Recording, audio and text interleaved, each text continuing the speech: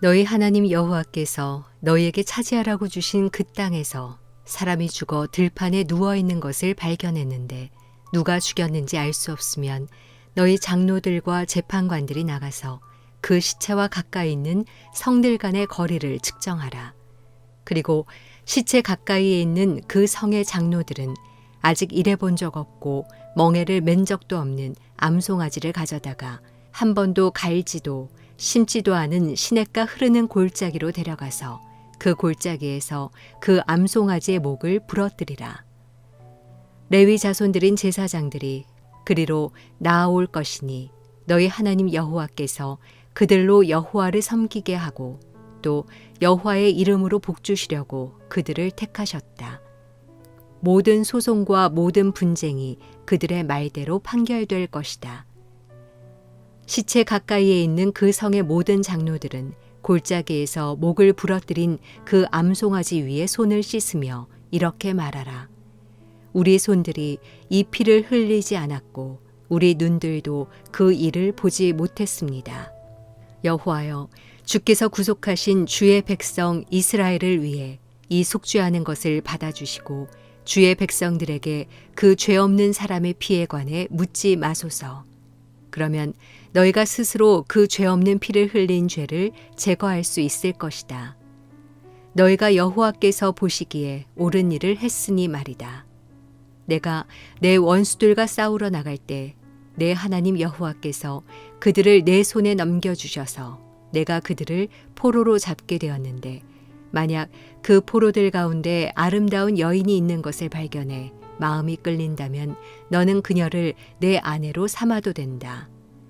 그녀를 내 집으로 데려와 머리를 밀고 손톱을 깎으며 그녀가 잡혔을 때 입었던 옷을 벗게 하고 내 집에 살며 자기 부모를 위해 한 달 동안 애곡하고 나면 너는 그녀에게 들어가서 그 남편이 되고 그녀는 내 아내가 될 것이다.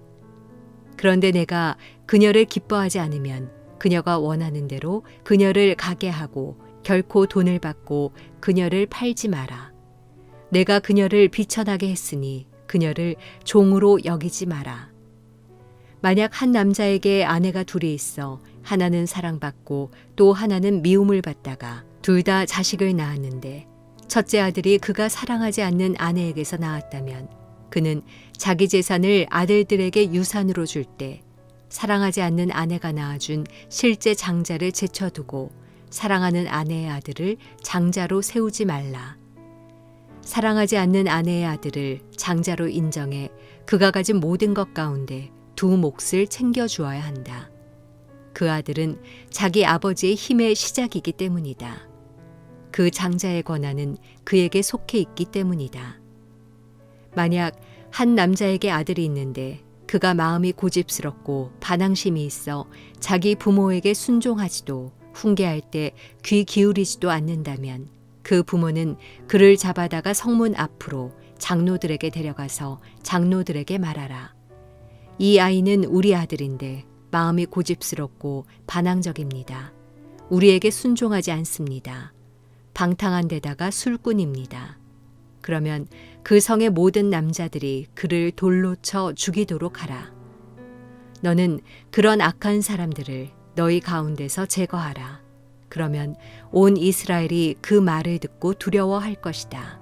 만약 한 사람이 죽을 죄를 지어서 죽임당해 몸이 나무에 매달렸다면 너는 밤이 다가도록 그 시체를 나무에 두지 마라. 반드시 바로 그날 그를 묻어주도록 하여라. 나무에 달린 사람은 누구든 하나님의 저주 아래 있기 때문이다. 너는 너희 하나님 여호와께서 내게 기업으로 주시는 그 땅을 더럽히지 마라. 목요일 아침 기도회를 시작하겠습니다. 오늘도 하나님께서 우리에게 말씀을 허락하셨습니다.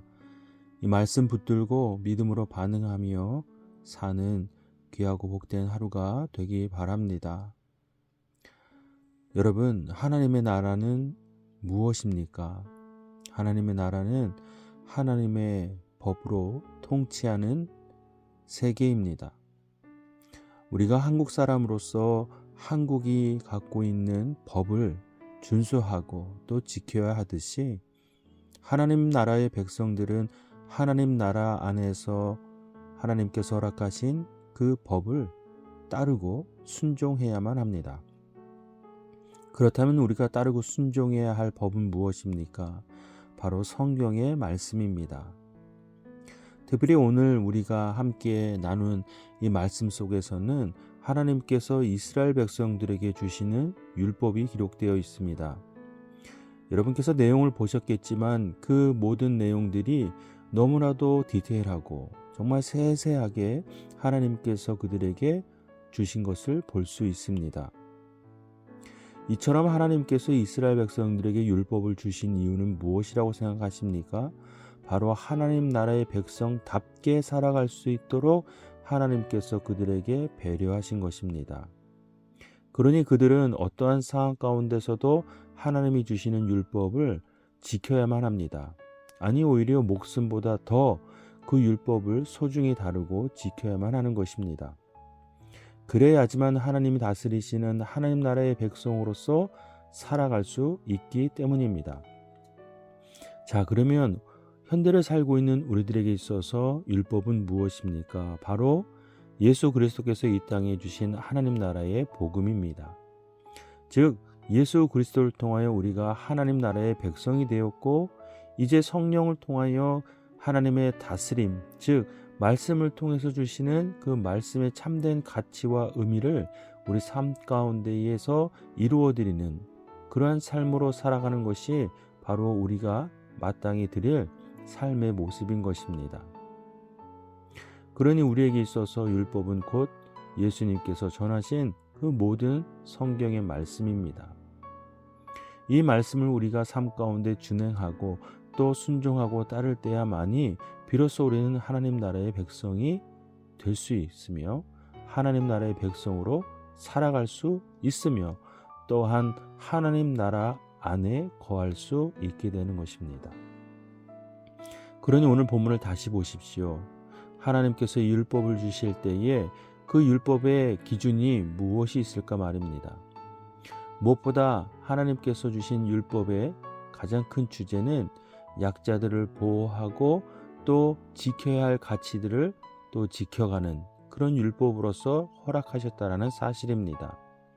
관계, 가정, 모든 상황 속에서 하나님의 율법은 선하게 작용됩니다. 사랑하는 여러분, 우리는 살아가면서 어떠한 법을 따릅니까? 세상의 법입니까? 하나님의 말씀의 법입니까? 우리는 무엇에 순종하고 무엇에 근거하고 어떤 것에 가치를 둡니까? 오늘 이 아침에 다시 한번 마음을 들이며 이제 하나님의 말씀을 순종하고 따르겠습니다. 그래서 나의 삶의 자리가 온전히 하나님 다스리시는 하나님의 나라가 되길 원합니다. 라고 기도하며 하루를 시작하는 우리 하나 가족이 되기를 바랍니다. 오늘도 말씀 앞에 나와 말씀 앞에 선 여러분을 축복합니다. 이미 여러분은 하나님 나라 안에 거하는 하나님 나라의 백성입니다. 그러니 하나님께서 여러분과 동행하시며 오늘도 역사하실 줄로 믿습니다. 우리 입술에 간증이 넘쳐나는 귀하고 복된 날이 되기를 다시 한번 주님의 이름으로 축복합니다. 이 시간 각자에게 주시는 하나님의 말씀을 묵상하고 오늘 하루를 부탁하며 함께 기도하겠습니다.